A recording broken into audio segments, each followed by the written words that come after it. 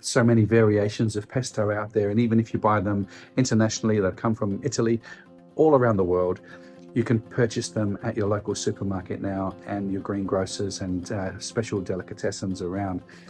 But it's so easy to make yourself. Why don't you come with me now and I'll show you how I make my own fresh pesto. It goes beautiful with pasta, almost anything.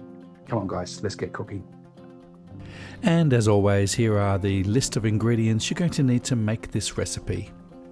Into a blender, you want to add the olive oil, followed by the garlic clove and the pine nuts. Now, if you want it slightly coarse, you just pulse a little bit less.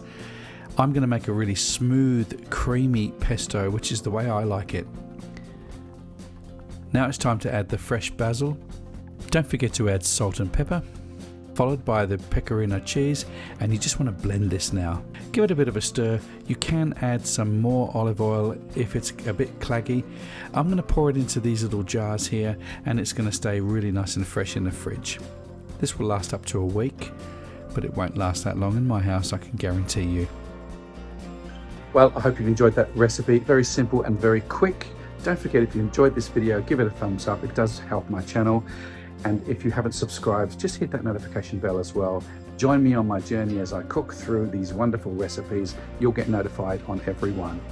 Take care. Have a great week. Bye for now.